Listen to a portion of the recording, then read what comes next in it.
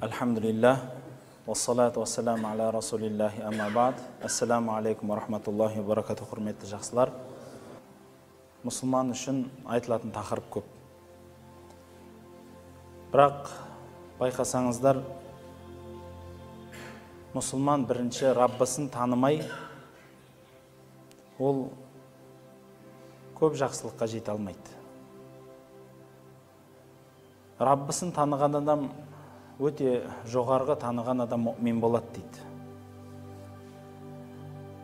Сол үшін ғалымдарымыз мұъмин және мұсылман деген сөздің айырмасын айтып жатады. Раббысын танымақтың жолы көп екен. Сол Раббыны танудың бір жолы Алладан қорқу. Имамдарымыз жұма сайын айтады ғой: «Усикум ва нафси әуәлән битақуаллах» дейді. Сіздерді де және өзімді әуелі Алладан тақуалық етуге шақырамын дейді.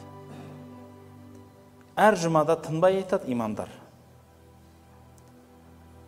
Алладан қорқу бұл дәрежелеріне қарай, сіздің Раббыңызды танығаныңызға қарай бөлінеді екен. Оның әуелгісі пенделік, былай айтқанда хайуани қорқыныш екен. Ең әуелгі қадамы. Мысалы, аюға намаз үйреткен не дейді? Таяқ дейді. Иә. Кейде таяқ та адамға пайдалы болады екен ғой. Сол үшін Алла Тағала адамға бір бұйрық беретін болса, сол бұйрықты орындамағанға жаза бар деп дозақпен қорқытады. Өліммен қорқытады. Сауал жауаппен қорқытады. Яғни Алла Тағала пендесін қорқуын талап етеді пендесіне. Сол қорқыныштың ең алғашқы қадамы қауіп, яғни қорқыныш, кәдімгі пенделік қорқыныш. Мысалы, енді көп азаматтар әкесінен қорқады ғой. Бұл дұрыс қорқыныш. Өйткені әкесі сабайды бір нәрсе болса. Сол үшін қорқады. Бірақ әкесі сабаса, оны бір жауыздықпен соны өлтірем деп сабай ма? Бір сондай енді бір кәдімгі ата жауындай қылып. Жоқ. Оған жақсылық ойлап сабайды. Соның пайдасы үшін сабайды. Алла Тағала да дозақты адамның пайдасы үшін жаратады. Және сол дозақтың алдындағы қорқынышты. Бұл қорқыныш Алланы сіз таныған сайын басқа нәрсеге ауысады. Мысалы, сол қорқыныш біртіндеп сыйластыққа ауысады. Одан жоғарылап махаббатқа ауысады. Алла Тағаланың тану да осылай болады екен. Сізде бірінші қадам Раббыңызды танымай тұрғандағы қорқыныш қарапайым қорқыныш болады. Осыны істемесең дозаққа барасың. Алла Тағала барлық істі осылай түсіндіреді адамға.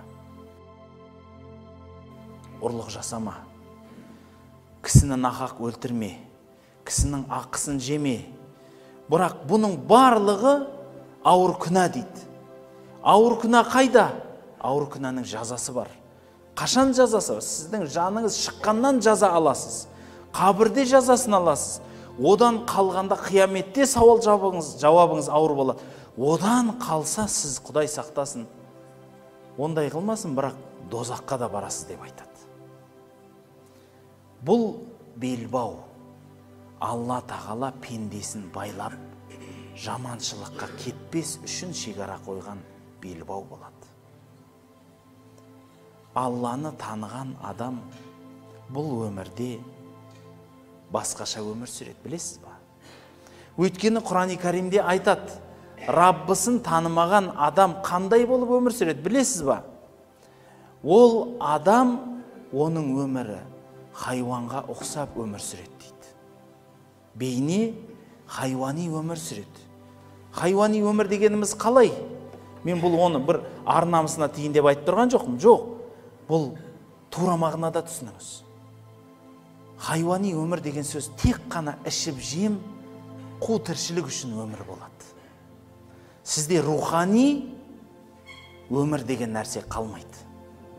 Адамның жүрегіндегі байлық қалмайды. Сол үшін адам тіпті дүниені тауып тұрса да, ақшаға батып тұрса да жүрегі қысылады. Бір нәрсе жетпейді. Сосын ана бай адам құтыра бастайды деп айтады біздің тілде. Өйткені ол байлық еді, аңсағаны жетті, бірақ қараса ол жүрегіндегі қысылғанды емдеген жоқ. Емдеген жоқ. Сол үшін соны емдеу үшін басқа бір адамның ойына келмейтін нәрселер ойлап таба бастайды. Мысалы дейді, бір бай, бір байдың баласы дейді. Екінші досына айтыпты, екі бай ғой енді. Мен саған $1,000,000 кофе істеп бере алам депті. $1,000,000.